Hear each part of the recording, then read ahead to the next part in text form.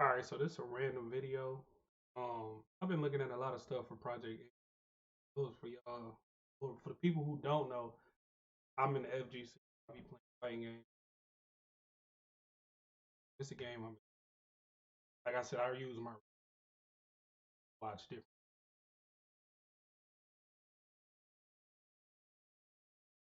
This type of stuff I actually really like, and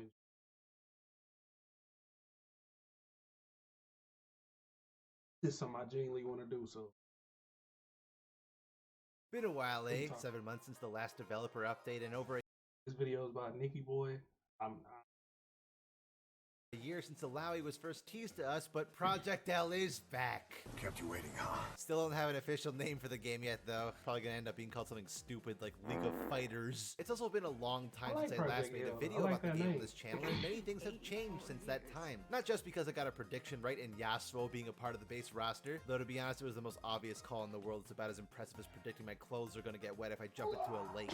But we're left with an interesting dilemma, because now there's a Project L website providing links to all the past trailers, detailed ability descriptions, and of course, our roster. But you may notice something off here. There's a set number of character slots. And while yes, zooming in and out, the total number of slots increases and decreases, but zooming out to the maximum, we see the full number of available slots appears to be 14. Though apparently on the mobile version it's 16, so we'll go with that. Fighting game companies are accustomed to displaying the total roster size prior to the game's release, so the website displaying this visual is nothing shocking. What is shocking is that taking into account we already have 6 confirmed playable characters, and going under the assumption that this website is an accurate portrayal of the base roster size, Project L has only 10 character slots left. It'll definitely become more than that in due time, considering it will be operating as a live service game, but as far as fighting games go, a 14 to 20 base character roster size is quite standard. It's only upsetting to us as League players, as in comparison, games like Mortal Kombat 1 have to make their choices based on 70 plus already established. So do y'all think this game is gonna come out this year?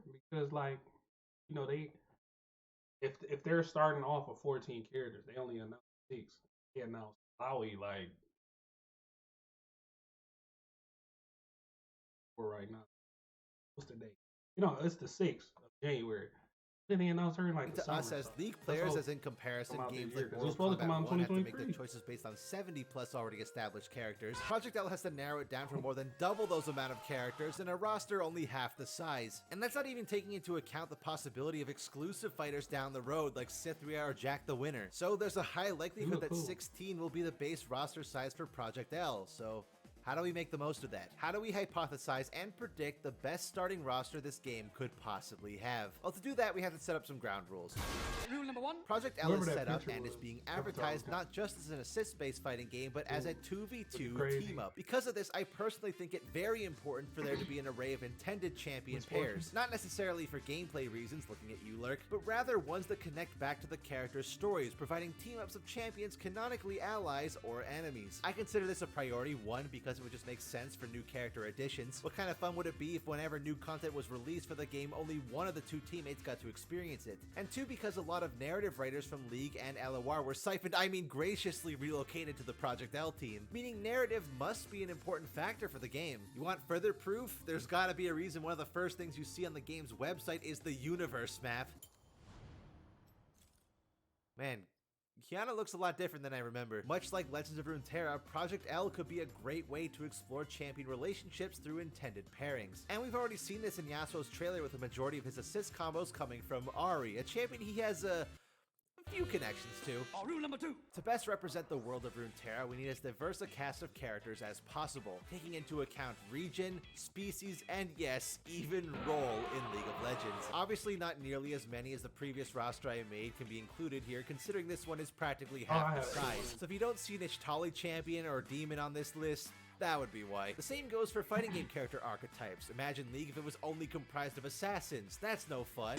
We gotta make sure there's some variety. We gotta have some grapplers, puppet fighters, joke characters, and yes, even a zoner. I don't understand how you freaks find this fun. Rule number 3. Katarina is not a part of the base roster. Look, I know she showed up in the initial reveal, but that was almost 4 years ago now. The game was remade entirely from scratch. There's a very high possibility Katarina was scrapped from the game entirely. It happens all the time in in fighting games. Plus, let's be Is honest, Katarina the years girl ago with the now, the guns? base roster. Look, I know she showed up in the initial Oh, reveal, her. but that was almost 4 years ago now. The game was remade entirely from scratch. There's a very high possibility Katarina was scrapped I from the game remember. entirely.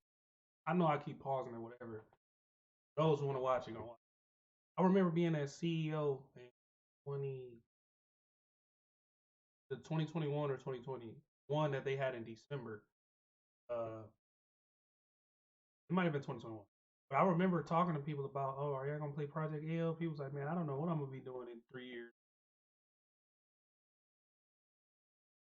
Yeah, this game, we've been waiting on it for a while. I guess it was taking so long as they It happens all created the the whole time in thing. fighting games. Plus, let's be honest, if we're gonna have a speedy, assassin blade-wielding Noxian femme fatale in our game, Katarina's the easy option.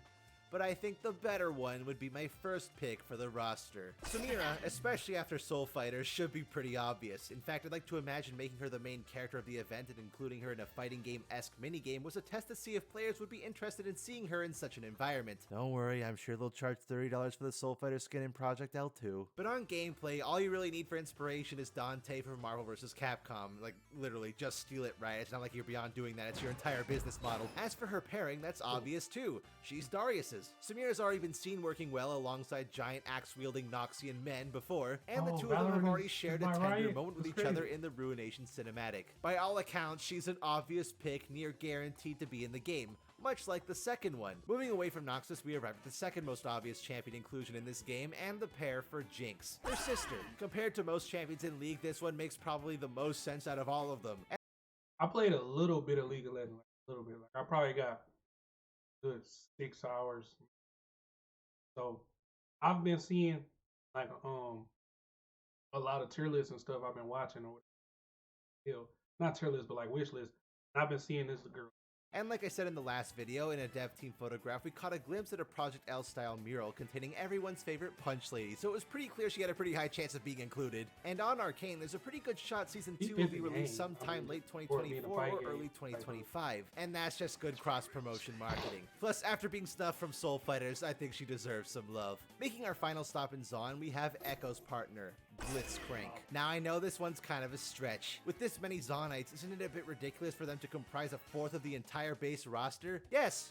You'd be correct. However, when faced with the option of excluding Blitzcrank from Project L, I just couldn't do it. He's too perfect for the game. The big, bulky, electric grappler character using his humongous frame and big hands to close the gap between his foes. He could even have an assist like the Scorpion cameo does in MK1, pulling his own teammate away from danger to reposition. Not even mentioning the studio Riot bought to create Project L in the first place, Radiant Entertainment, were initially working on Rising Thunder, an all-robot-based fighting. I feel like with an assist like that though, in a game like this, if somebody has a teleport, or like they could just do it back.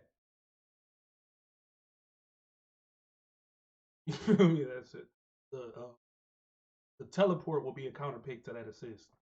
Game. To see them not even include a single bot, even as tribute to that fallen gem, would be a crime. Plus, going by logic, if I were to cut Blitz, I'd probably have to cut Vi as well, making Jinx and Echo the Zaunite pair of the game. But honestly, I can't see any world where these two icons of League of Legends are excluded from this game. But really, the main reason I want Blitzcrank in here is I just want to see that glorious HD Blitz model be used for anything besides mobile game ads. Oh god, the song's stuck in my head again! On to the last champion missing an intended pair, we have Illaoi. The clear as day choice here would be Gangplank, and just like in my previous video, I still hold strong that he would be an excellent pick. But personally, I want to complete the Ruination squad. Half of them are in the game already anyways. So under the assumption that Miss Fortune and Pyke would be added later down the line as a DLC pack, that only leaves the living folk hero himself as a part of the base roster. Cool and too. Realistically, how could you possibly leave Braum out of like any Riot this game? character. The enigma of a champion that nobody plays in League, yet everybody loves. Illaoi may be a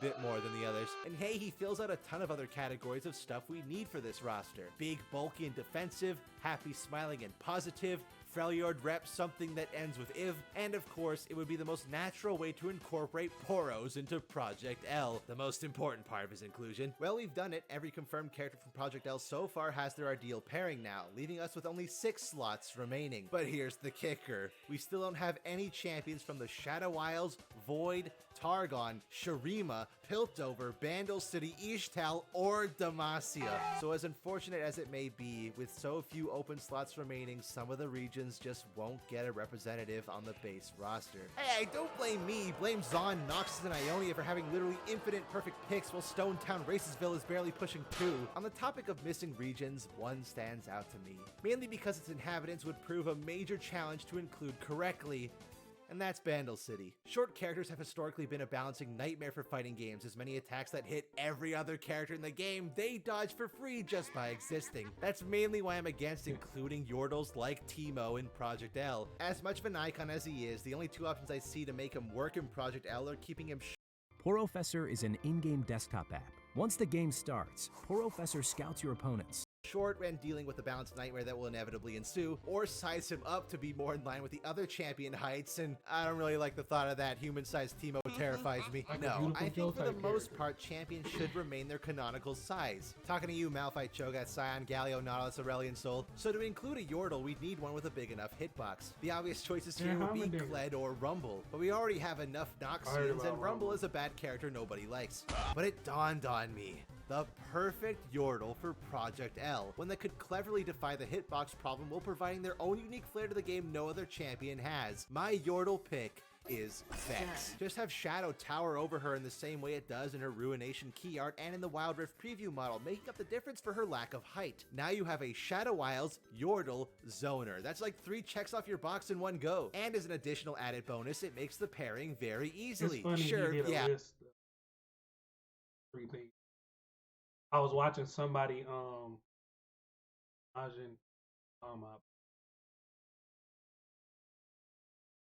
but anyways, I had subscribed to him. I seen he was like going through all the characters in Legends. He was noticing like it seemed like they just pulling adjectives out of hat on what type of characters, like ice, spear, guy type thing, or even this, or Shadow Isles, Yordle Zoner. Box in one go. And as an additional added bonus, it makes the pairing very easily. Sure, yeah, Viego, but I think he should be saved for later down the line. Give him a revival story in the MMO before bringing the canon version of him back. No, the real pick here is Thresh.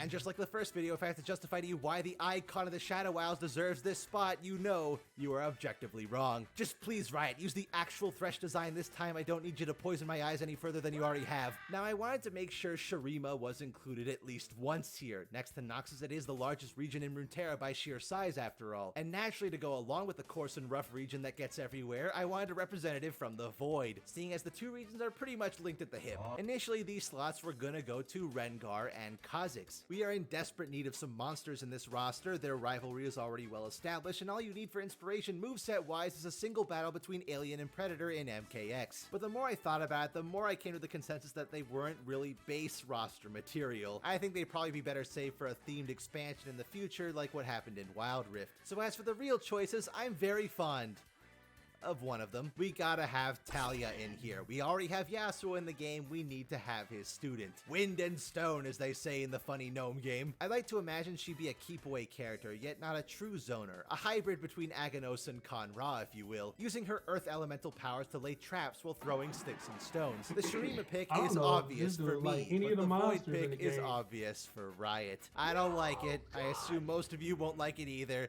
but we know this is coming. We have to accept the truth. Yeah, like this is just me personally. This is his opinion too.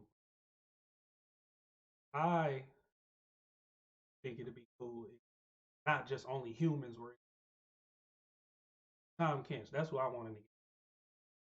I know he's not gonna be in the base roster. Popular. All these people are like regular looking humans for the most part. I ain't seen too many gods or whatever, but like Thrash or the green. Void rep for Project L isn't gonna be anyone other than Kai'Sa. No! Like it or not, and I'm definitely leaning towards the not. Kai'Sa has become one of the most popular champions in the entire League IP. I mean, what other champions do you know that have received more merch this year alone than most other champions have received over their entire existence? I don't know how she'd play. I don't even know what archetype she'd be. All I know is that I'd literally pick any other Void champion to be the Void rep, but she's gonna be the one. Such is life. At least by pairing them up, we would be able to further explore her and Talia's relationship since we got a glimpse of it in the cinematic last year. Now, we have 2 slots remaining, but 4 regions still unrepresented. This is gonna be tough. How can I possibly manage to make sure all of these regions get their fair dues? There has to be some kind of workaround for this, right? Yes, there is.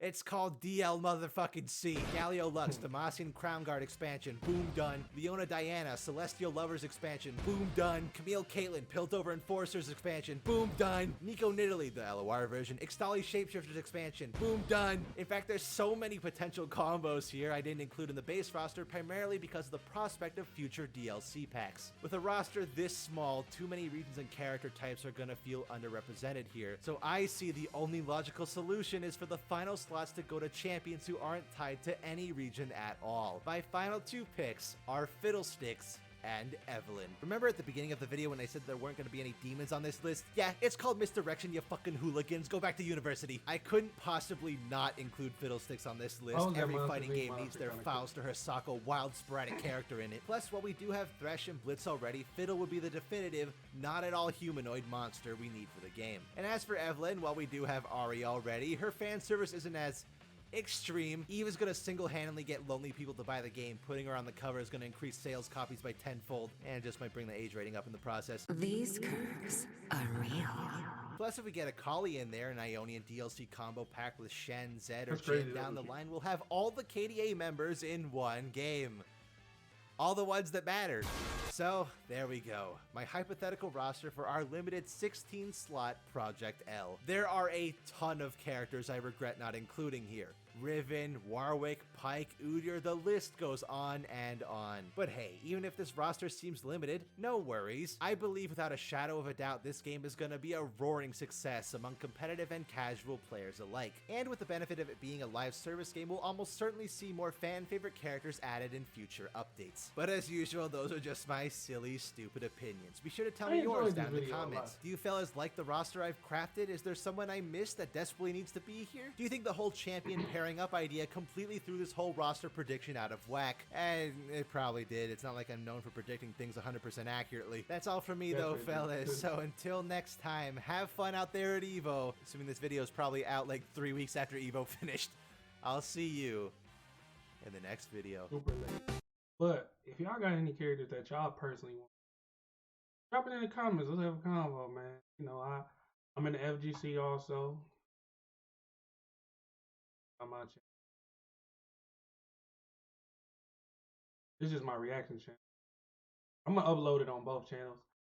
I've mainly been playing fighters, MK1, whatever. I play everything. Y'all want to run some games, run a set, anything? I don't care. Let me know. Subscribe to me over here. Let me know what characters y'all want in this game or Project L. I want Tahm Kench. I think Shaco would be cool. He just look cool, and Twitch look cool. I like weird characters. Like, I know people like the swordsman, and I don't know. I always like people like Tahm Kench. For example, Majin Buu or crazy looking. That's just me.